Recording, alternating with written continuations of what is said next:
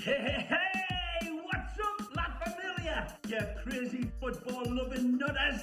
This is Ray Hudson, and you are luxuriating in listening to the Inter Miami podcast with the stupefyingly magnificent Jay and Alex. Two lads who are as electrifying as a hairdryer thrown into a hot tub. Stay tuned, because you know what it's going to be. It's going to be magisterial with an amplifier.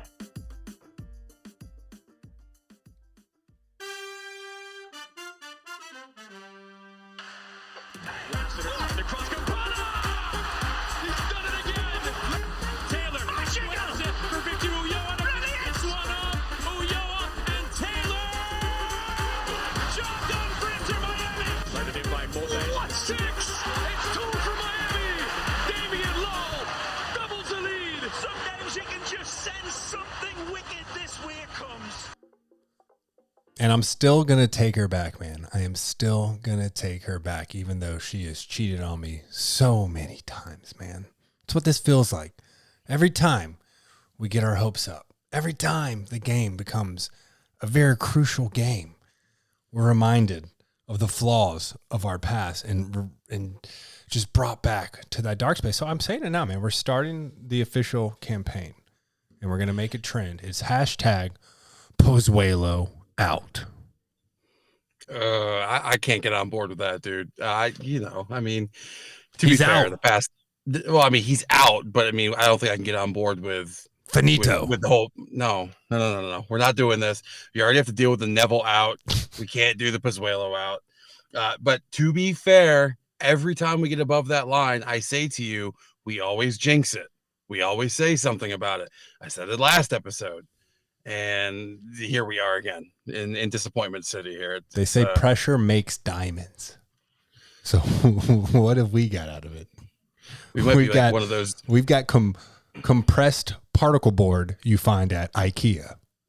I was going to say we're one of those $20 diamond rings at Walmart right now. It's not good.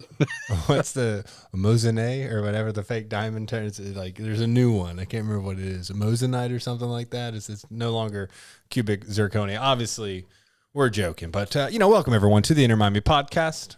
I'm Jay Kington, joined by Mr. Than Harrington. How goes it, buddy? Dude, I'm still tired. That was way too much driving for one damn game. Yeah, just to be disappointed. No, and it wasn't even the disappointment. It was the 3 hours out there, and then it was almost 4 hours back because the turnpike was closed on the way home, and driving backwoods. It was great. Riley was no help because he was snoring in the back. But, it was a good time. I'm definitely glad I crossed the Red Bull Arena off my list. Beautiful stadium in a sketch part of Newark. Newark. Yeah. Harrison / Newark, whatever you want to call it. It was a little sketch, but you know what? Seeing what their stadium was like and how the fan base responded to everything that was going on in the stadium gives me hope for what Miami Freedom Park could be. I mean, there was a DJ spinning tracks behind us during warm-ups and halftime and whatnot. I mean, that was pretty cool. And hey, we have a DJ too, okay? Plays at the Extra Time Club after games. World-renowned DJ from Pompano Beach. I'm not saying that we don't have it, but I'm saying during the game, like warm-ups and all that, he was sitting there playing, doing all his shit. So yeah, it was a good time, but still feeling the repercussions of that trip. Yeah, man. Well, hashtag Pozuelo out, because Pozuelo is out. That's really the only hot breaking news we have here is unfortunately, and obviously I'm joking, right? We know the value of Pozuelo to this team, but sucks. Getting a red card really early in the match, effectively removing himself, which has been kind of the key to the whole equation here, right? And we lose him, and he's certainly the reason that Gonzuelo, look at me, look at that. Is that like Brangelina? Yeah, Gonzuelo. Yeah. That's not. All right, that was a mishap, but we might want to brand that later on in the postseason. Anyway, but with Pozuelo out, I mean, Pozuelo is the reason Gonzalo has been so good. So now with this knucklehead karate kick, Ryu would have been proud situation, we're not only out our play-making 10 who really strings together everything, but we're also going to be missing out of Gonzalo because Gonzalo has not really played well unless Pozuelo has been playing with him. So we're effectively out 2 players for this next match in a crucial 6-point game against Columbus. That's the only really hot breaking news I have, unless you have anything else. Man, that sucks. We could have used that win. It could have given us a nice cushion to breathe a little bit in this congested East. Was there anything else that I'm missing? Well, I mean, you kind of glanced over the top that we'll be missing Gonzalo, but we might be missing Gonzalo because he got pulled off at half because of that injury, which I didn't actually see in any way, shape, or form. I saw him running around. I never saw him hit the dirt, and then all of a sudden he was gone. I was like, oh, Phil must be trying something different. Nope, just I guess he's injured. So cross your fingers, hold your breath. We're in for a wild ride, kids. But to Phil's credit, I mean, I know you were at the game, so you weren't as active on Discord as you typically are, but something had to happen. Without Pozuelo, Gonzalo's not effective, and going down to 10 men, we had to make some changes, try and get some speed on the wings to beat some people. But I guess let's just jump right into this one, buddy. Let's just rip the old Band-Aid off and hope for the best on Wednesday. Yeah. All right. Well, as you know, we took on Red Bull New York and we lost 3-1. Really, I mean, we'll get into it, but it was a not so tightly contested affair after the Pozuelo incident. We were definitely on our back foot. Definitely came out strong, looked promising. Jay, we always have conflicting reports here on what the formation. I'm going off of what I saw. 4-3-3. What did you have? 4-3-3 is what they released. Now, is that true to, let's see. No, still not true to ESPN. Still it is in a 4-2-3-1. So, hey, here we are. Hey, there we are. Look at us. Look at us. Lineup. We had Drake, Yedlin, Lowe, McVeigh, Kieran Gibbs, Gregory, Mota in the CDM spot, Pozuelo. Shout out to Indy. I wasn't expecting to see him out there, so good for him. Gonzalo and Ari to round off the lineup.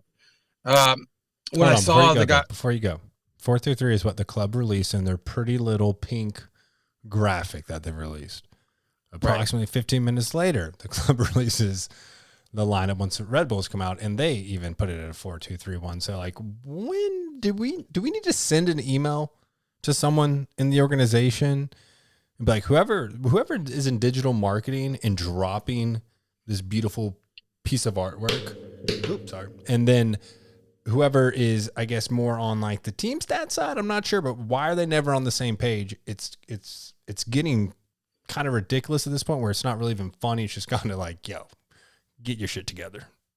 Embarrassing. That's the word you're looking for. It's not great. But honestly, when I saw the guys run out, I was confident in the lineup. It wasn't great, wasn't bad. It was a solid lineup. That looked like it would pair up well with what Red Bull were going to bring to the table. Nothing really shocked me. There wasn't any surprise players. I mean, besides Indy, but even then, seeing Indy out there was more of a, good for him. Not oh my God, Indy's starting. What's going on? Yeah, exactly. What'd you think? I am 100% in line with you. I mean, I think it's the one of the better lineups we could put out there. What else would you argue? I mean, we know Duke's not going to start, right? Because Pozuelo's starting. You could, maybe argue Robbie Taylor should have been out there. This was a little strange. He's on the bench. He started the vast majority of games, I feel like. But at the same time, we know Indy's not a full 90-minute guy. So get Indy out there, let him, burn off some energy, and then bring Taylor on, wasn't the biggest concern. I felt pretty good. I saw the lineup. I was like, yep, perfect. We're ready. Let's go. We've been playing well for over a month. It's game time. I felt good. Yeah. Yeah, I mean, I would agree with you, and I'm a staunch Robbie Taylor supporter, as I know you are as well. I would like to have seen him out there, but no, we gotta, if we have Indy loaned to us, we need to start getting more out of him, and he's not going to do it by riding the pine. So, and he certainly hasn't made a case of why we should sign him for a full-time roster spot, which is really disappointing if I have to say so. It's just not what we were expecting. But why don't we just jump right in here and get after it with this recap? Started off pretty cagey. I feel like I usually say that with all Inter Miami games, but it's the truth. Started off pretty cagey, back and forth. Not really not really holding the ball in attacking play too much. But I think at one point we had pretty high possession percentage. Yeah, we did. And like, I was really impressed with like the first, say, 10 minutes of this game, right?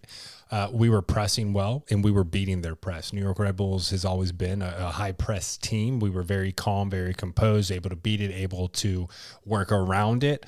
And we also had, a few pretty damn good chances, like in the first 6 minutes. I think it was like in the third or fourth minute, Mota just rips one from outside that could have honestly, given it half an inch left or right on where he's striking it, squeezed past the keeper, but Gonzalo also had a chance to redirect it.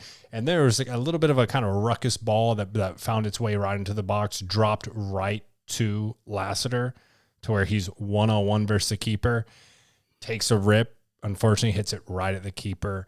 And then something like stuck out to me, and like, we don't really say anything bad about any of the commentators or anything like that, but like, Kalen was saying like, oh, he lacks confidence. And I'm just like, that's not a confidence thing. Like he got that ball and took a rip right away. That was just my bad, miss aim. Ari has had some confidence issues. He has been a little rusty coming back, but the past couple of weeks he's been finding his form again. So, but that one, man, like one-on-one, left or right, it's dropping. And my man just hits it right to the keeper. It literally, realistically, should have been 1-0 by the 6th minute. It could have been 2-0 by the 6th minute. And then it progresses. And then, I'm not going to steal your shine here, but it seems like my boy does one thing and one thing only. I will say, though, going back to Ari real quick before we get into this goal, I was already out of my seat. Mm-hmm. Riley was already out of his seat. We looked like a bunch of jackasses because we were already celebrating because it was that close. Yeah, you thought he was going to slot it away, but you know what? As you alluded to, we did not have to wait too much longer. 19th minute, chef's kiss, masterpiece. Ari, who apparently is lacking confidence, couldn't fool me. Not confident. He's not lacking that acting confidence. No. He was fouled on top of the box and was awarded a free kick. Gonzalo actually replicated his first goal, just different positioning from outside the box. But he blasted this up over the wall, past the keeper, and into the upper right-hand side of the goal. I don't know what my gut was telling me, but like I happened to be just filming that free kick for whatever reason. Mm-hmm. And it's one of the best videos I ever took at a game. It was in front of the supporter section. They went silent, and then you could see the smattering of Inter Miami fans cheering. You could hear the boys in the upper deck screaming their lungs out. Yeah. One of the most beautiful goals I've ever seen. I knew it was going to go. It was. You said like different position. I mean, this was really very, very similar to the first free kick he made, which was last year, or no, that was his first year. So that would have been our inaugural year against the Red Bulls. It was just on the other side. But he hit one earlier this season, basically same spot. Anywhere from like that, if you're looking at goal, that left third outside the 18 box, just like a few yards outside, that's his spot. And he's not curling it over the wall. He's literally picking out far post, saying, beat me if you can, get your hands up, I'm going to break your fingers off. And he rockets them.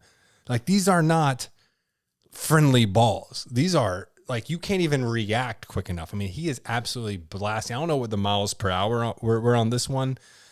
I want to say he was like 70 or something miles per hour, like on the one he hit earlier, that is just the camera can't even follow. This is his spot.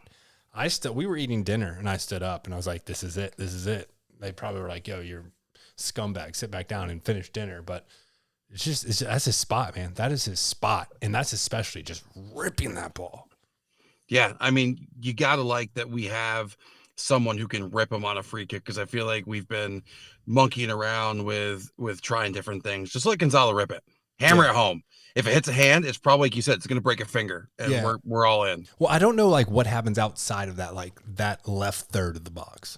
If it's like, if you're going right on, like, pretty much head on to the goal, you're going to have to put a little finesse. You're going to have to bend that ball. If he's on the right side, I doubt he can do that with the outside of his right foot.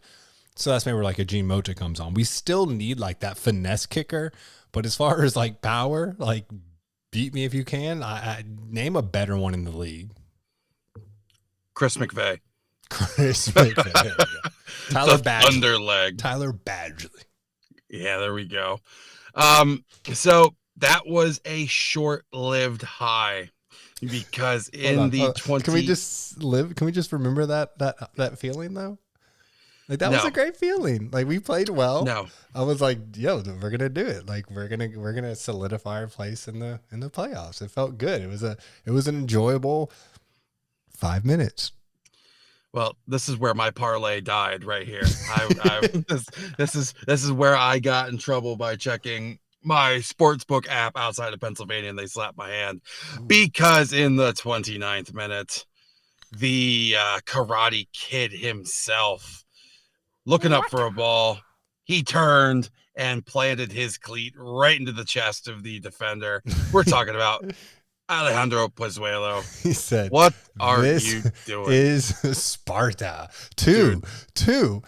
Like I'm not going to condone violence, but like it was Andres Reyes, like ex Inter Miami player, right? Like one of the guys who we got in trouble with for signing. I don't think there was any spite there because they never played together, but just the fact it was an ex Inter Miami player, and they had three playing, right? They had Lewis Morgan, Dylan Nealis, and Reyes playing, but. Yeah. I was like, definitely a yellow. Saw the replay. I was like, that's going to be a red. I think everyone knew that was going to be a red, and you didn't really have a leg to stand on. No, because it was on the chest of the opponent. Like that's, yeah. And there was like a secondary kick action too. It was like he pulled it down and then kind of went forward again. I'm not going to say it was a malicious, like he was trying to kick him. Maybe he was just like losing his balance or whatever. But I think that second action pretty much solidified it. So from my seat, when I saw it in live action, I said, yeah, we're done. That's it. That's game. Yeah. Because as we've alluded to in the past, I mean, everybody knows Pozuelo pulls the string. Yep. He pulls the string for the entire offense. When it was a yellow, I was like, okay, maybe. And then when it went to VAR, I was like, yeah, no, we're in trouble here. So yeah. The troubling thing for me was the consequence of this red card on the match, because Inter Miami and Red Bull fans alike continued to complain about the refereeing from this point on. There was, I mean, we'll get into the stats after we run through all this. But 34th minute, Mota picks up a yellow card. All right. 36th minute, Red Bull, Duncan picks up a yellow card. 42nd minute, Aaron Long picked up a yellow card. There was not a extreme passage of play from that 29th minute until the 43rd minute. Like it was not a game that flowed. It felt like we had a U.S. Open Cup ref officiating that night. Yeah. So, we'll continue to get into it. One that I shamelessly celebrated here, 43rd minute. Tolkien finds our boy Lewis running to the left-hand side of the box directly in front of us. Lewis aimed, fired at Drake. I'll tell you what, I know he's beating himself up on this goal. I know he is. Drake got a piece of it. It just rolled over his hand. It is what it is. Lewis wheeled away in celebration, notched the game at 1-1 right before the half, doing the ode to Breck Shea. Again, it must have looked really weird seeing two Inter Miami supporters fist pumping, Drake getting beat there. But sure did you scumbag. And like, sorry. To be honest, a lot of people were pissed off about that celebration. At the time, it seemed like a mockery. And like, we've had Lewis on the show before. You spoke with Lewis after the match. You spoke with Lewis before. He's not that type of guy. So it's just like, no, he didn't. Like, it felt malicious. It was later on discovered that it was in solitude, I guess, with Breck. I'm not sure really what it was. Maybe the injury or not playing. People have said like their relationship, runs pretty deep. So that made me feel better about it. But at that moment, a lot of Inter Miami fans are like, WTF, bro. I didn't think anything of it, though, because I've seen his past celebrations where he's like running, doing the knee slide, doing the big, fist pump in the air. And when I saw that, I was like, all right, I don't now, obviously I'm always going to be biased to that man, whatever his actions are is what it is, but I didn't see any malicious intent in it. What I would say to those who think it's malicious, get over yourselves. It was a goal. It was a celebration. He applauded us at the end of the match in Miami. He put his hands up to the fans. He gave us our nod. Even if he wanted to celebrate, is what it is. It's not like it's the first time he's played against us this year. And you know what? We got to have thicker skin than that, because he will probably score on us again and again and again. It is what it is. Fair enough. But anyways, that was taking us into halftime. We had some substitutions at the half. Kieran Gibbs was out. Ryan Saylor came on, and little did we know Gonzalo got hurt. So Emerson came on. What you think of the subs?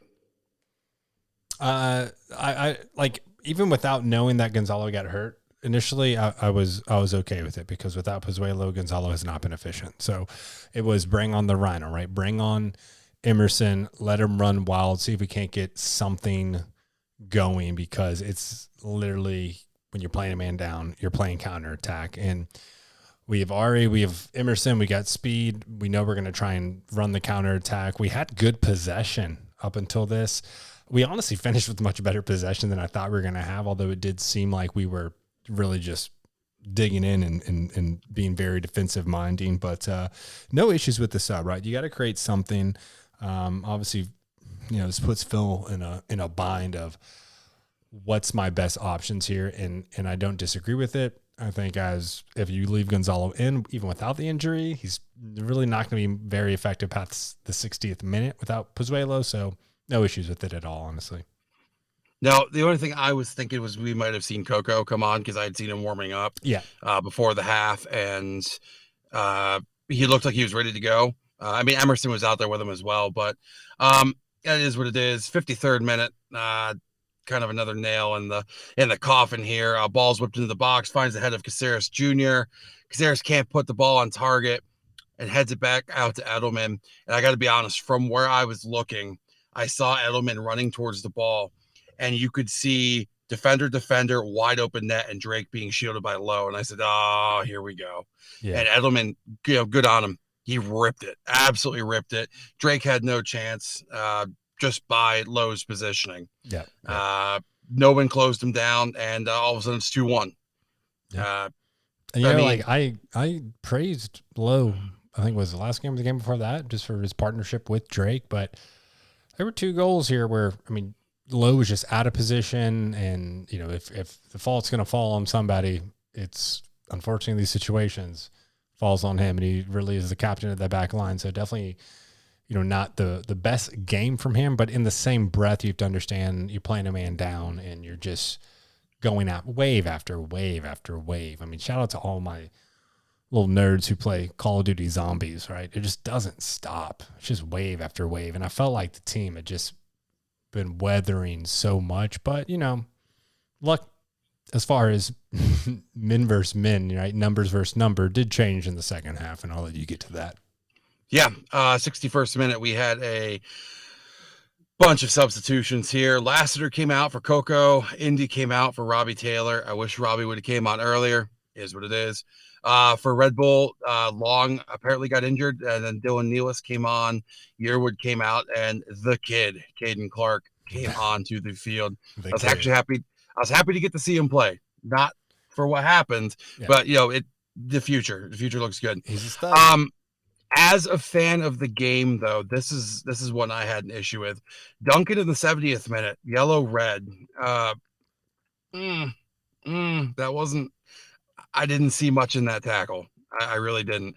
And this is where the cries of the officiating really came full bore out at Red Bull Stadium, because I understand he was already on a yellow, but there was so many other times up and down the field where both teams were getting pushed over, knocked over, and the official was just waving play on. Mm-hmm. I didn't see much in it. I know I'm supposed to be, obviously cheering for us, but as a fan of the game too, it was like, I don't know. Was I happy that we made a level 10-10? Yeah, sure. Absolutely. But I don't, I want to see something more like concrete. I don't think I could have seen that as another yellow. That's just my take. Yeah. I I have to be honest and agree. Definitely soft. At the same time, I was like, hey, we'll take the red card. Like now it's 10 on 10. We're already down a goal. So, I mean, it's still not like, it's a draw game or we're up. So it's still, there's work to do. But even after that, that like elatement, that feeling of like, okay, we can still pull this off was shut down in only a couple minutes. Yeah. So in the 74th minute, Red Bull throw in. Damien, again, we're picking on you this time, man, but Lowe half-heartedly cleared it. It fell to Dylan Nealis, and, good on Nealis. He had head on a swivel, just popped it up over our back line. Initially thought Clark was offsides. He wasn't. And this is one, I'm not going to criticize Drake, but this is definitely the one he should have had, where it just hit him and went by him, and that was it. Like it wasn't a golazo, it wasn't anything immaculate. It just was a ball hit at him, and that was it. I don't know. Clark's continuing to prove his worth, what he's capable of. I just wish it wasn't against us, but 3-1. Yeah. And I mean, at that point, we basically know what the inevitable is coming, right? I mean, to come down, even though it's 10 on 10, 2 goals, and 15 minutes is a tall order for any man. And we did make some subs, tried to turn the game around, and they had some players go off and some more studs go on. It was it felt like a game where.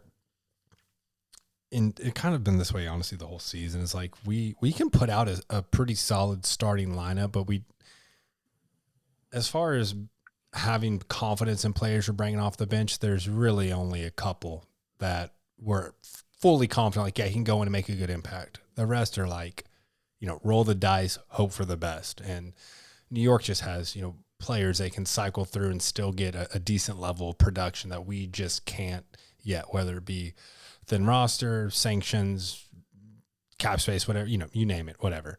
But yeah, and I won't steal your thunder with the final substitutions and all that, but after that Caden Clark goal, it's just you just knew it was what it was.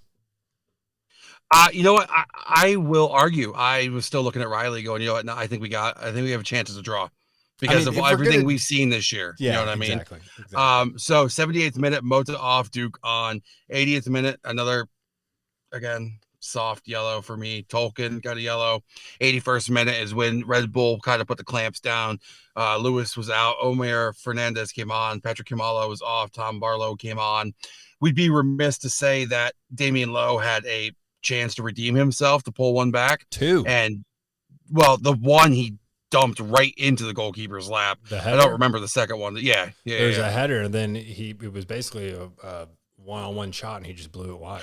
Oh, yeah. You're right. Yeah, so he really could have redeemed himself. And let's backtrack a little bit here. Lowe's up there basically playing a striker. What was that all about? It reminded me of those kids we run into in Ultimate Team that play with Sergio Ramos up top. It's like, what are you doing here? Yeah. But then I thought Coco was going to open his account too. He was like half an inch getting around the final defender to put one in on goal. But that's where the game ended. 3-1 is what it is. We have to move on. We have big game week coming up, and we have to just focus. We got to stay focused. It's going to be tough. It's really going to be tough. But looking at this match, stats, Inter Miami to the opponent, as we always do here, 55 to 45%. Shots, 11 to 20. Shots on goal, 5 to 8. Passes, 511 to 515. That was closer than I thought it was going to be, to be honest. Yeah. Corners, 5 to 2. Again, I don't want to keep bringing this up, but the officiating. Fouls, 8 to 16. That's absurd. Absolutely absurd. Yellow cards, 1 to 3.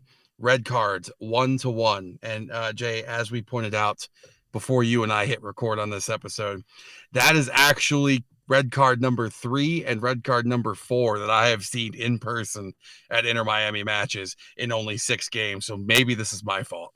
It's all your fault, buddy. It's all my fault. Your fault. I mean, but look, look at possession. Even 55% possession with being being down a man for most of the matches is still impressive, but this game really came down to a lack of finishing. I mean, you go to the Moto one, you go to the Lassiter, definitely the Damian Lowe ones. You just mentioned Coco. I mean, there was at least 4. We'll realistically say 2 of those that should have gone in. There is I guess a more settled offense or more composed players is very well could have finished a draw or even higher. That's something that we're going to have to find a workaround because, again, we're going to be out Pozuelo, which means we're basically out Gonzalo, whether he plays or dealing with injuries. And there is no other consistent scorer on our team. I mean, Gonzalo with that free kick took the lead. He has 9 goals on the season. Campana has 8. He's not ready to come back yet. Probably looking still 2 more weeks, best case for Campana to come back. And then you go down to really just a hodgepodge of players. Like, you got Lassiter at 3, Robbie Taylor at 3. You've got Mota at 2, Pozuelo, he'll be out, so that's irrelevant. But Emerson is 2, Vasilev is 2, and then drops off to really just 4 players that have 1 goal. Like, there's no other scoring options here right now. That's the major concern. In such a crucial game, that's the major concern. But I mean, it's what we've talked about. We need another scorer. I hope Leo can find his magic. I hope he can find his form. I would really like to see Robbie Taylor continuing to take folks one-on-one in the box and rip some shots. Mm-hmm. If we're going to let Mota shoot from 55 yards out or, whatever, like Justin Tucker range here, like let's let Robbie go. Well, let him have a couple rips. I mean, it's frustrating because we're right there and we just don't have the pieces when we need them, at least for this critical match coming up. And our 2 star, if you want to call them star strikers, right? Gonzalo and Campana. I mean, yeah, Gonzalo might be able to create a goal better than Campana can, but they're both kind of target men, right? They're not the fastest or most agile. So now what happens, right? You put in Coco, who's much smaller. I mean, this is going to be a really interesting lineup to see who's going to be playing up top, who is surrounding them. Phil's going to have to work his magic here. It's going to be tough. I think the wingers are going to need to get the green light to rip from wherever they can. Inside, outside the box, angles don't matter. Someone's just got to have a go. But were there any positives you took away from this game? I mean, I guess if I had to put a positive out there, I mean, the guys didn't give up. They really didn't give up. And that's one thing, we can say they kept at it. They kept pressing the issue. Like you already said, and I don't want to beat a dead horse, but the lack of finishing is what killed us this game. Yeah. What did you have any positives? It's tough, man. It's really, really tough. I'm going to just like Ari, right? Mm-hmm. You can tell that he's getting his quality back, right? He's getting his form back. That's definitely something that was positive because the first 2 or 3 games he came back on, his touches were horrible. He was, running faster than his body could process. So he's getting back to where we need him. And I mean, honestly, as far as scoring options go, it's going to probably have to fall to him or Robbie Taylor. It's just too early, and there's been so little data to go off to really make a fair judgment of Coco Jean one way or the other. So I don't know. I mean, are there negatives? Plenty of negatives. For me, Damian Lowe, not a great game. He knows that. I don't think we need to beat up on him. I still think that back line is a area we're still going to need improvement on. And, hopefully we'll see some improvement the next season, but certainly when we're out of sanctions. But like in a game where we played well against a high pressing team, we kept possession. We were basically equal on passes. And, before Pozuelo went out, it was like, we're playing like a playoff team would play. And then to see that just kind of get destroyed very quick and everything kind of melt down, tough. So, it's a negative for me because we've seen this situation many times in the past. And right now I'm curious to see how this team reacts, because I've said so many times, especially over like the past month of these podcasts, is we have made, unbeaten runs like this in the past, like it was like 11 games last year, looked great. Looked like we were going to roll our way into the playoffs. And then the wheels fall off. The wheels fell off in this game, and they're probably going to be off for the next game with Pozuelo being out, effectively making Gonzalo out. So question is, right now in crunch time, and our opponents aren't super easy, right? It's a battle of the East, and we're going against teams that are going to want revenge and are still fighting for a playoff spot. Do we limit the damage to this game, to maybe the Columbus game, and then get it together and finish the season strong? Or do we just melt like we have seen happen 2 seasons in a row? I can't do another meltdown, dude. I can't. Like, my heart can't take it again. Like, am I proud of the boys for where we're at this point in the season? And I don't want to keep beating on this either, but where we shouldn't have been at this point in the season. Yes. But goddamn, can we just finish? Yeah. Finish strong. It's tough strong. Because like, you're proud of where they are. Mm-hmm. And we said at the beginning of the season, like, major accomplishment. This season's a win if we can just make the playoffs.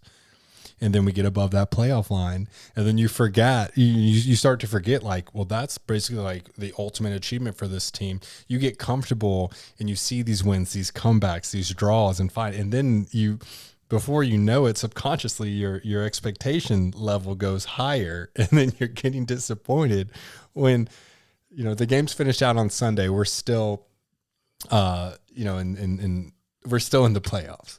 But it feels like a major letdown. Like we were conditioned to and we played well. So, the evidence was there that we could win this game. But it's just funny how that switch changes, where it's like, oh, just get to the playoffs. We'll call it a win. We'll be happy with you. Now we're in the playoffs and you lose a game, and it's like, man, bummer. Like, we're so disappointed and stuff. And I mean, again, like, we're still number 6, like we're holding down that 6th spot. Orlando got lucky with another Tesho Akindele goal, but they didn't jump a spot either. New York solidified. We'll get all into this in the Eastern Conference rankings and stuff, but you got to take a step back and just remember where we were at the beginning of the season and what our expectations were. It's hard, I know. But yeah, newsflash, we're not winning the league. Yeah. We're not going to win the league. Like, just relax. Like, before we jump into the rankings, negatives for me, I'm not going to beat up on Drake. He knows. He knows that is what it is. Low, he knows. I'm so damn tired of DeAndre Yedlin disappearing when we need him most. Fair. Very tired of it. And I love Yedlin. I do. I love going to see him play. I love when he's on his game. I love when he shows why he's a U.S. men's national team player. But then he just disappears. Like, he is the reason that Lewis got free. He wasn't tracking. He wasn't marking. He wasn't doing anything. He just was there. There were so many times, especially in that first half, where he didn't make the sprint into the box or towards the box like he normally does. He doesn't make the moves that he should. And he's sleepwalking. Yeah. Like, I don't know if he's already dreaming of Qatar or what, but wake up. And I know, like, I'm screaming at the wrong person, but, like, dude, wake up. Like, just please be who we need you to be. That's it. Can we move on now? I mean, you're right. We got 3 assists at him from the season. No goals, and there was a second minute, I think, or no, it was probably the 3rd minute leading up to the Mota beanball that almost went in, but like he had the ball on the right side of the box, and he opted for the cross, and I was like, I messaged someone. I was like, I didn't start you in fantasy to not drill that ball like when you have the chance, right? Like, he could have taken his shot there. That's where you say, okay, like, I'm the U.S. men's national team right back. Like, that's where you solidify. I felt like that cross was kind of a cop out there. So, yeah, no, I agree with everything that you just said there, bud. We're on the same page. I can't do this anymore. We're gonna move on to the rankings before I start getting really angry here. All right. So, hey, Eastern Conference, as we alluded to, we're still in the playoffs. As of right now, current place, we are in 6th with 36. Who are we currently behind? Orlando's in 5th with 39. Boo. I know. Red Bull, 4th with 44. All right. New York City FC, who knows what they're doing? It's kind of an enigma. Once Tati left, it's been like, I don't know. They're just there to stomp out the teams trying to get into the playoffs. That's like their sole purpose now, you know. In Orlando, it's just like, okay, 2 back-to-back games where Tesho Akindele saves you in like the 89th minute and then like the 96th minute. Your luck's going to run out. And I've been saying that second to last game of the season would be such a fun time to knock them out of the playoffs for us. I mean, yeah, I would consider coming down for that, depending on how close this race got. You heard it here first, folks. FanFest 2022 Part 2 might be happening. Stay away, dude. You shouldn't go to any more games. You're about to be banned from any playoff matches. All right, listen. So if they get a red card when I go down to DC, that will be the 3rd game in a row down at DC I've seen a red card. I saw the first ever team goal, the Pizarro game, red card in that. The red card in the 2-2 draw last year. So, yeah, I'm going to blame it on Riley because it's easier than blaming it on myself. Blame the child. Yes, I'm blaming the child. Yeah. So who are we ahead? Yes, good question, Jay, because I want to get away from this topic. Columbus, 7th, 36 points.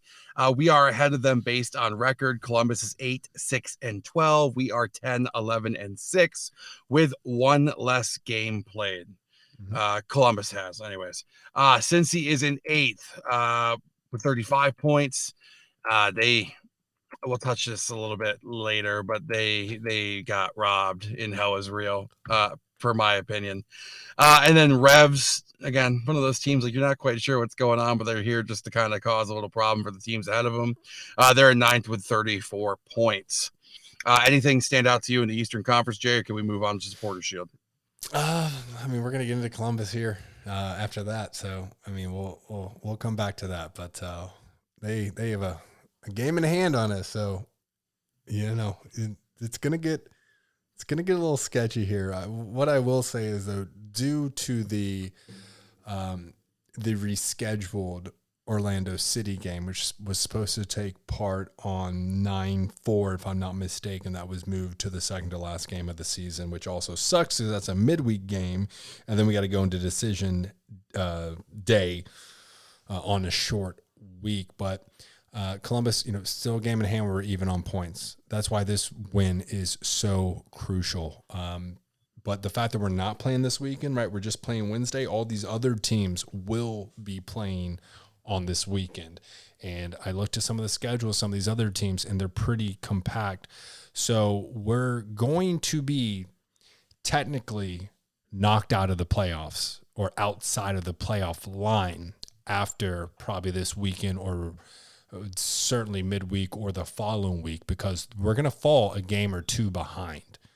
It's going to get very compact. So we will fall out. Don't fret. We still will be able to make those games up as the season continues, but it is something to keep your eye on. No, absolutely. And one thing I failed to mention in the Eastern Conference is the Red Bull have played one more game than us. So there's a little room for that. But I don't know. We still really need valid point. But this rescheduling of the game really just helps Orlando for the Open Cup. Yep.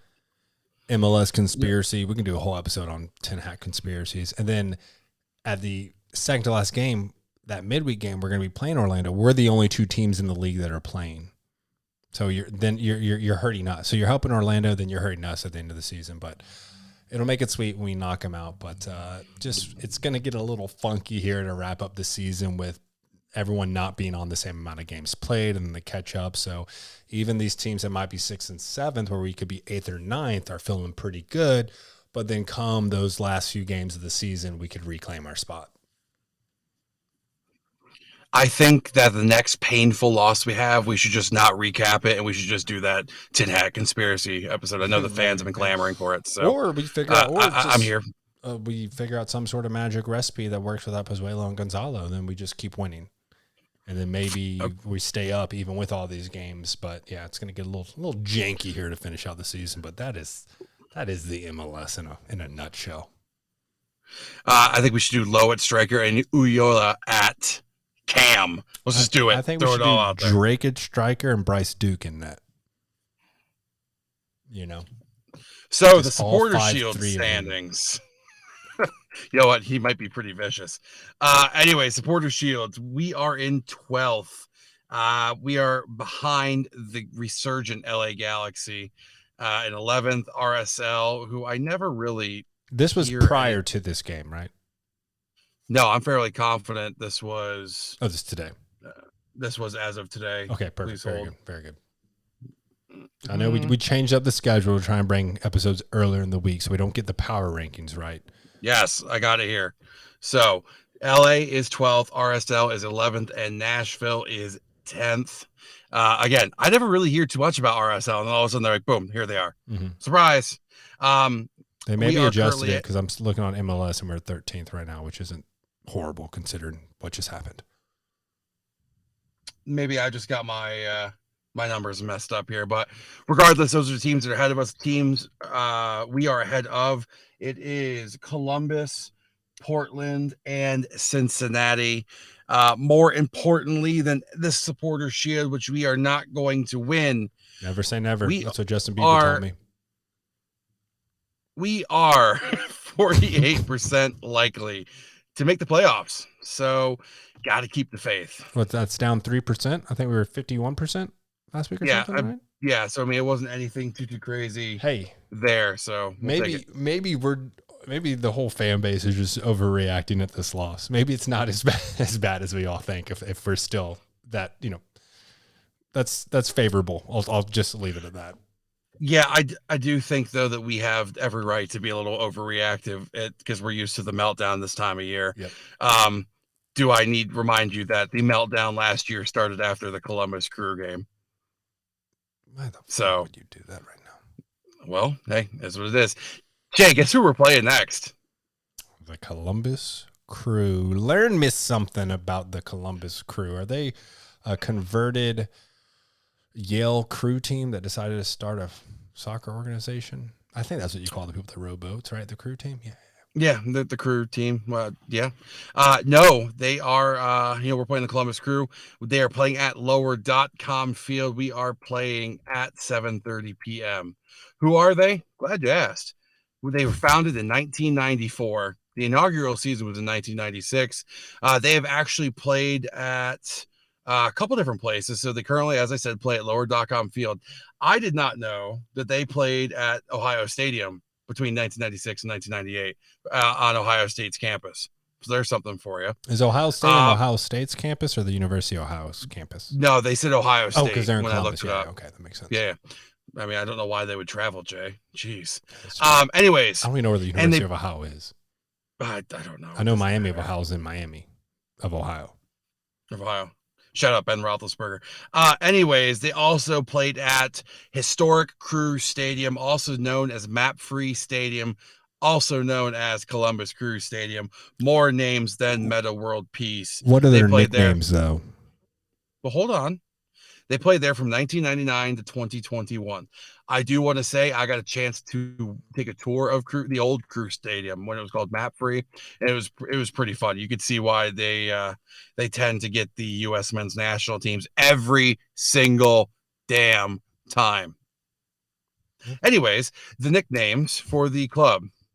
It is the Crew. Watch out. The Black and Gold. And this one had my head scratching. If you're a fan of the Crew in some capacity, could you please inform me what the hell the Massive is? I don't think you're old enough to learn that yet. Oh, okay. Well, that's fair enough. Trophies won. They got a pretty nice cabinet here. How many times have they been MLS champions?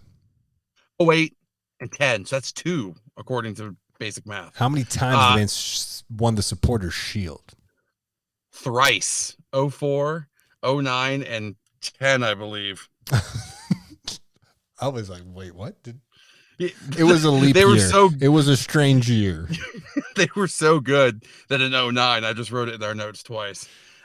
They won the U.S. Open Cup in 2002, and the Campeones Cup, which I didn't know was a thing, but they won in 2021. All-time series versus Inter Miami. It is 1 Columbus, no draws, 1 Inter Miami. And your fun fact for this team, they have arguably the best rivalry name in almost all of sports. Mm-hmm. Hell is real. I like it. So it's a couple things here. Campeones Cup. It's a annual competition between MLS and Liga MX. Not really sure the entire structure of it, but if anyone was wondering that. And then what I learned this weekend by watching that game, where did that name come from? I don't know what the interstate or highway is that connects Columbus to Cincinnati, but there is like a very famous, but now you got to understand the layout, right? Like of that area. It's not the Bible Belt of the South, but there is a lot of religion in that area. And so there's this massive billboard on the highway that just states, hell is real, just to strike fear in anyone trying to drive. And so I guess they deducted the name, the Hell is Real rivalry, from that famous billboard that I guess its lease gets renewed year after year after year after year by some probably religious organization or church. And that's where it comes from. And not only is it an amazing name, but that's a pretty funny story, especially if you've ever been up in that kind of Midwest region. You get a lot of people in there kind of from like the Appalachia area that bleed out, that are very religious. So very, very cool name. Definitely coolest rivalry name. It is on Interstate 71 is what you were looking for there. Oh, that runs through Louisville. I've been on that many times. Well, then if it goes through Louisville, we all know hell is actually real. Yeah, I set myself up for that. Yes, you did. All right. So recent run of form for the Crew. 1 win, 3 draws, and 1 loss. Jay, you want to run us through the players to watch? The man himself, Mr. Lucas Zelarayan. Absolute stud. Had a bit of a lull this season. Obviously, they lost Giassi Zardes over to Colorado. But they acquired Cucho Hernandez, who has been an absolute stud. Absolute stud. I think he's scored in every equal games he's played in. Absolute monster. Also a big threat, Derek Etienne, Aiden Morris, Jake Morris. This name has been spectacular for his whole career, but this season in a rut, Mr. Darlington Nagby, also a stud, but got a lot of firepower. They were definitely struggling a lot earlier this year. They got Cucho and everything has been clicking for them. This is going to be a very, very tough game. We're traveling up to see them, and then we're going to see them, I think, in 2 more weeks or something like that at a home game. So, we're going to get plenty Columbus and in a crucial time of the season. I see what you did there. It's a crucial time in the season. Look at that. Look at you making puns. Yeah. Well, we already figured out the episode name for for next season, I guess. Yeah. All right. Moving forward, Jay, what are you going to be watching this coming week? Have you any games caught your eyes? Anything on the Eastern table is what I'm watching. It doesn't matter what game it is. Any of them. You're gonna have to come back to me, buddy. You got yours lined up already? Yeah, so I'm keeping an eye on the Revs versus Chicago. Really kind of hoping Chicago wakes up a little bit and steals some points from the Revs to keep them at bay. I'm gonna be keeping an eye on NYCFC and DC. I know DC's terrible, but when DC needs to play somebody that's not named Philly, they tend to stand up and make a go of it. Remember, LAFC, they only lost 1-0 to. So if somehow DC could steal some points for NYCFC and keep us in the, in the hunt there, that'd be great. And then Montreal and Red Bull, again, it's just going to be an awesome clash between 2 top teams there. Mm-hmm. Outside of that, probably just because I have a tiny affinity for Portland and their team. I'm going to watch Austin and Portland for the Wednesday games. Fair For enough. the Saturday, well, go ahead and tell me, are you watching anything on Wednesday first? I mean, like just like you stated, I mean, you covered the East quite well, but Orlando, Seattle, nice cross-conference play. Orlando as always, looking for them to lose that game, although Seattle has definitely been struggling. So, and then you move on to the weekend games. I think that Nashville Austin game will be pretty exciting, even though it's not really in the Eastern Conference. Still something to watch. Big game Saturday night I do want to watch is going to be the Red Bulls versus Philadelphia. I would like to say shout out Philadelphia. We all know that Than is a closet Philadelphia fan, dropping two back-to-back 6-goal games. And this is their third 6-goal game of the season. Their goal differential's like plus 37, just murdering every soul they come across. That is absolutely terrifying. Everyone's focused right now on like LAFC or Austin. Bro, Philadelphia might be the real deal. Shout out our boy Julian Carranza. And of course, the demon himself, Gazdag, who dropped a hattie this weekend as well. And then, wrapping up on Sunday, it's going to be New England NYCFC because those games will mean quite a bit. I think there's, Red Bulls kind of solidified their playoff spot, but they're just a point behind New York. There's still plenty of games in the season for this thing to really shake up. I mean, what's better than making the playoffs, but getting some home field advantage. So that's what I'm watching. What are you going to be paying attention to on Saturday and Sunday here? Well, not Philly, since you decided to call me out on it. I mean, guess I'll just, nope. No, jokes aside, I'll be to break most goals in a season. Like I think they're already leading, like they're trending above where they need to be. Yeah, I mean, it wouldn't surprise me. They're just a powerhouse right now. If they don't contend for the championship when it's all said and done, I'd be shocked. Yeah. Like, I mean, any given game is for any given team, but still, it just all signs are starting to point towards the inevitable here. But for me, Cincy versus Charlotte, it's just going to be a good match between two teams that are in desperate need for points. Revs versus NYCFC, but I also have a dark horse, and it doesn't really have too much standing. But Le Classique, we have Toronto versus Montreal. I'll be watching that match. Montreal. That'd be a good. That's where we're at. So, hey, go ahead. Just for you, just checking, just Supporter Shield standings here. So we typically run around just the area we are, but just leading it, LAFC at 57 points, Philadelphia at 54 points, and Austin at 51. Montreal is right behind him at 49. So this would be a pretty interesting finish to the season, right? LAFC just seems to be signing whoever they want at will, just building out a roster, and then Philadelphia is just making it work, basically with what they walked into this season. So it's going to be a very, very, very interesting game. Philadelphia has 15 wins. LAFC is 18. So Philadelphia is making up on the draws, on the ties there. But I mean, like the goal differentials, I mean, LAFC is winning right now with a plus 26, but Philadelphia is a plus 37. I would absolutely love it, and I don't think they are, so I'm going to double check now, but they should play this season before the playoffs. That would be a great game to see. I mean, as much as you were just picking on me for a quote-unquote being a Philly fan, I'm doing it for you. I'm doing it for you, Than. I don't need you. I don't need your help. I'm a supportive friend. Nope. Bullshit, you are.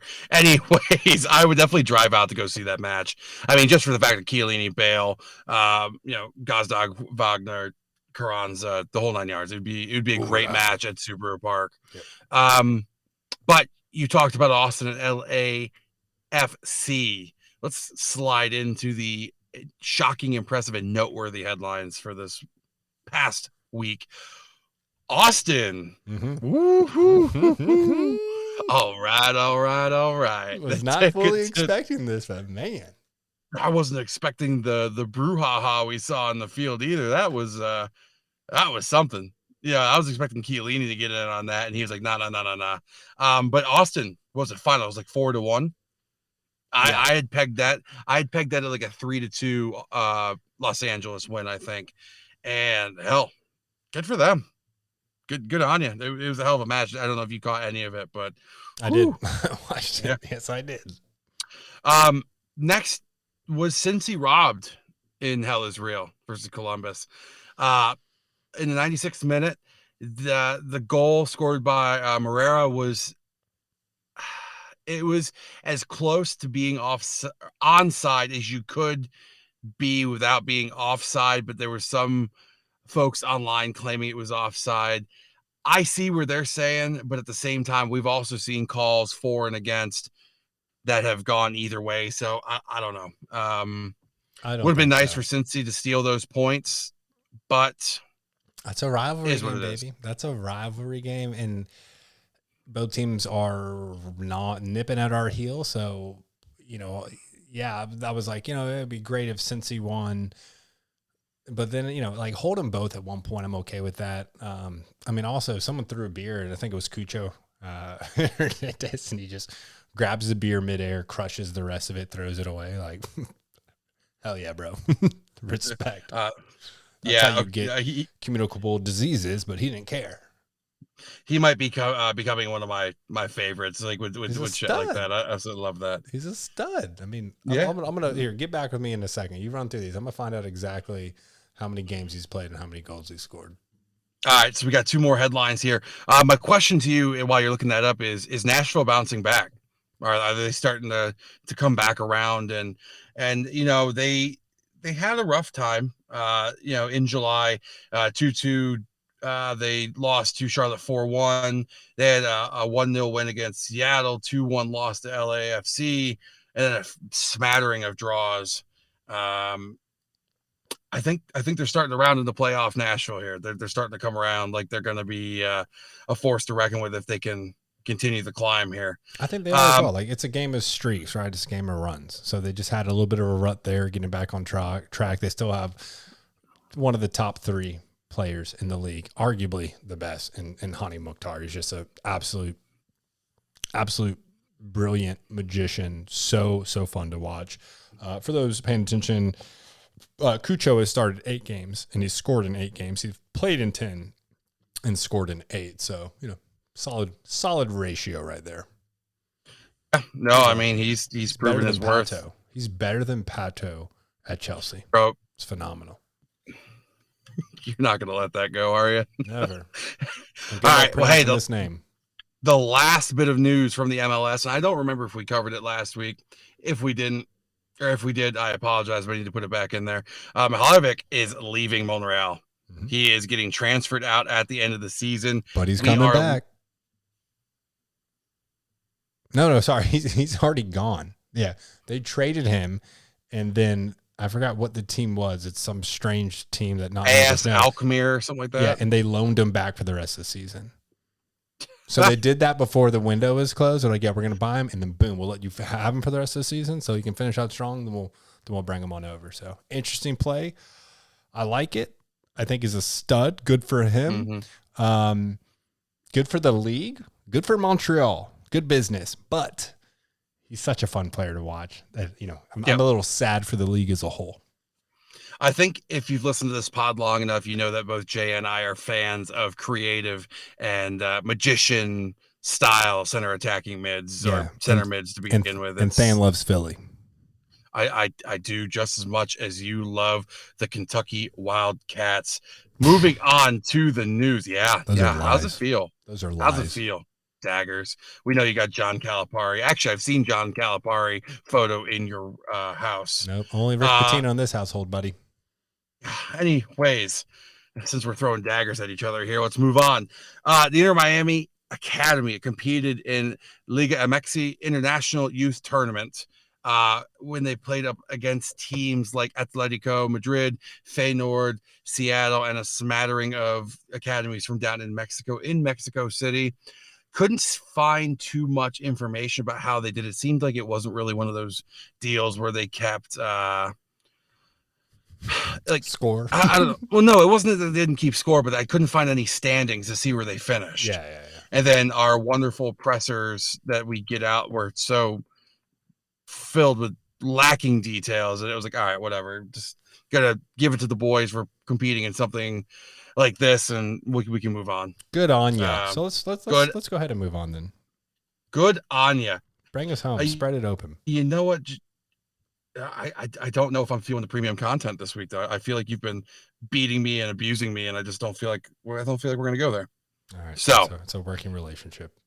Yeah. All right. It's OnlyThans, probably the best part of this podcast. We know this gets the bulk of the listens because I get to ask Jay questions and he can only answer and then he has to be quiet. We usually have to trust myself to not look at the questions ahead of time, but there really aren't any questions. So I really thought we were about to wrap the show. No, we have questions. Jay, there are questions. Answer. First one. I'll answer them. Just say them. All right. First one. This is from our man across the pond, one of your Chelsea brethren. Would you marry an Orlando fan?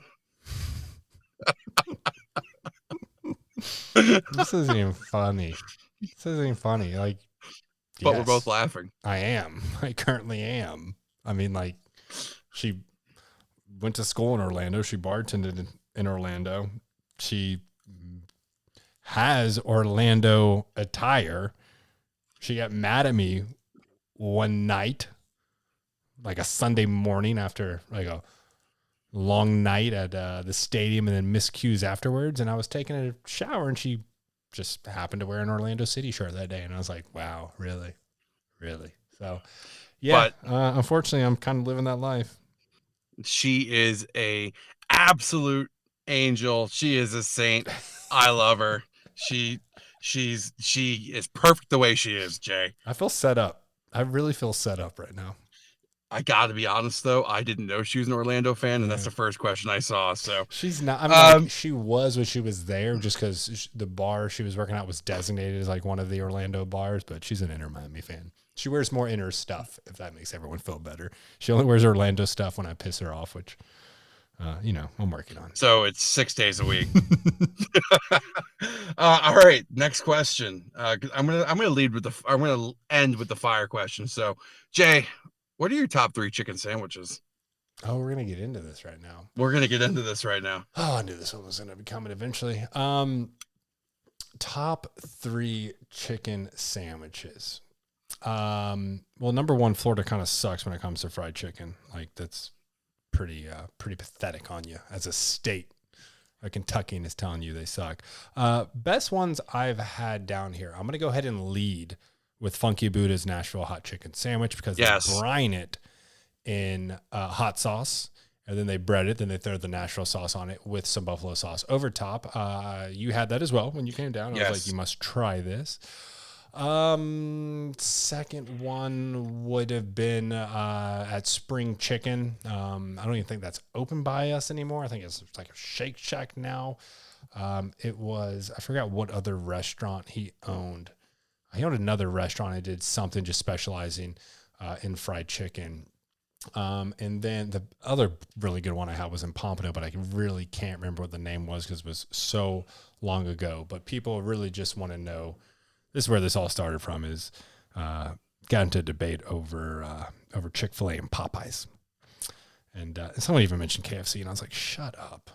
But if we're sticking truly Florida, like if I'm not going to reach back into my home state of Kentucky to bring up the great chicken that the whole world should experience because it would literally lead to world peace, I'm going to go with the third. I'm going to solve the third right now, okay, between the great debate that went on for too long. Popeyes or Chick-fil-A? And the answer is Chick-fil-A. It's the Lord's chicken, and that Polynesian sauce is the nectar of gods. So I'm going to solve that right now. Popeyes is fun. It was trendy. Popeyes is no better than KFC. But you're talking about the Lord's chicken. You're talking about the most efficiently designed drive-through system that the United States, that the world has ever seen. And you're going to dare go against the Lord on this? No. Those are my answers. I can't speak too much for the Floridian style chicken sandwich, but Funky Buddha has won my heart. Like I'm coming back for another one. That was amazing. With the homemade pickles on it, like it is just can't beat it. It's good through and through. Like it's not just good on the sauce. It's not just good on the crust, but you get into that hot sauce brined chicken and you cannot beat it. I live right next to Funky Buddha. We're not sponsored by Funky Buddha, but I love them with all my heart. Yeah, no, I would agree. I also have to agree with you. I think, first off, KFC, if you even bring up KFC, that's an atrocity. You should be banned from just breathing. Like, it's not good. Popeyes, okay. I'll get it when I'm in the area because we don't have a lot up here. So, like, for a good change of pace, I'll get it. But Chick-fil-A, hands down, there's no question. Yeah, and shout out to that spot I can't remember in Pompano. It's fish and chicken. It's what they do. They fry them both, and they're really good. Spicy question for you. Name one player in the league you would foul Pozuelo style. Tolkien. Don't like him for some reason. The way he looks. Something about him. Looks like a douche. Junior Urso. I don't like Orlando, but I do respect Junior Urso for some reason. I don't know why, but for some reason I do. See, like, I just don't like his face. And I wouldn't braids. I think it looks swaggy. I wouldn't Pozuelo style it. I would take both cleats up. Like, both studs. Like, we are coming full on. Like, here we go. I'd go for Schlegel. I don't like Schlegel that much. I don't like the name. I also don't like the way you look. I don't want to judge people. I don't want to seem like super shallow, but some of these dudes just look like complete Chads. Shout out to all our listeners named Chad. Yeah, shout out to all of our listeners named Chad. If you trade crypto or NFTs, then you know what a Chad is. Mm-hmm. All right. We have one more question. Just touch on it real quick because we already touched on it a little bit. What are your thoughts on the team's lineup? What do you think they'll look like coming out on Wednesday against Columbus? What would you say your best guess would be? Given the fact that Gonzalo's not effective without Pozuelo and he's dealing with an injury, save him. I don't think we rush back Campana either. I think it's Coco's moment to play at striker, not on the wings, kind of where we've been bringing him in. I think we're going to see like a Coco flanked on his left by probably Lassiter, flanked on his right by Robbie Taylor. Midfield-wise, I think we have to give Duke the start here. He's the best option we have. We're still going to have Mota and Gregory in behind him. Back line-wise, I think it's more of the same. Gibbs didn't play a lot. I don't know if he's dealing with an injury or anything, but we're still going to see Lowe. We're still going to see McVeigh. We're still going to see Yedlin. I'm curious as if we bring Saylor more into the interior of that and play McVeigh at left back or what we do there. But I think we got to roll with that. Then just sub on Emerson and let him run wild and hope for the best. I don't have anything different to add to that because I think you hit the nail on the head. Yep, I do. I lied to you, though. I have one more question that sparked a major debate on our Discord channel. This was huge. I remember laughing my ass off as I was walking into the game. Jay, does a gator count as a support animal? Yeah, first off, I've caught 1-star reviews for it. And I don't even care. I do have no love in my heart for the Florida Gators. All right. Set that aside. Sorry, Mike. Set that aside. Yes, an alligator can be a support animal. Okay. It was on the news today as well. I saw it again today. That's the 4th time I've seen this alligator support animal. And he's freaking adorable, man. He's like 4 feet long. He crawls up on you, hugs you, put his head on you. He's the cutest damn alligator you've ever seen. I've caught alligators when I was in the Amazon River. That's not even like a made up story. Like we did that several nights. Alligators aren't like vicious attack animals, just like great whites aren't. Like there's natural predators that haven't had to evolve and they don't bother you for most of the time. It's very rare that you ever catch an injury. So stop all the gator hate unless they're from UF. You can hate the UF Gators all you want, but leave the actual real normal gators alone.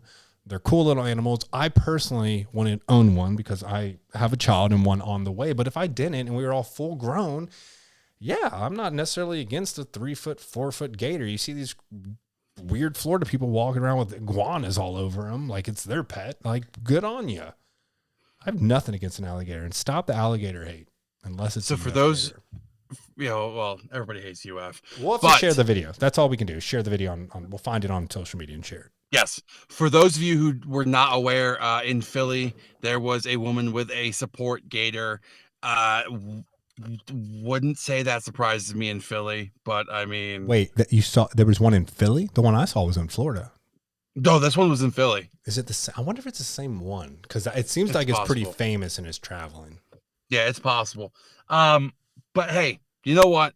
We bring you the sports news. We bring you the weird news. We bring you the shit we want to talk about. Support animals, chicken sandwiches. You got it all today. Jay, why don't you go ahead and take us on out? Yes, sir. Well, thank you, everyone, for listening to the Inter Miami podcast. As always, shout out to our massive fans, all of the fans, La Familia, the supporters groups, the North Stand, anyone who cares about this team. You guys are the best. You guys are why we do this. You can catch us on Twitter at InterMIA Podcast and on Instagram at InterMiami Podcast. Be sure to reach out to our Discord where we debate random things like chicken sandwiches, and our alligators even support animals. The answer is yes, they are. But yeah, man, thank you so much. And as always, man, do you have anything to say before I take us out? No, not at all. You nailed it. All right. Well, as we do it every single episode, we will wish for the best on Wednesday at 7:30 as we play the Columbus Crew. But as we end every single episode, vamos, Miami.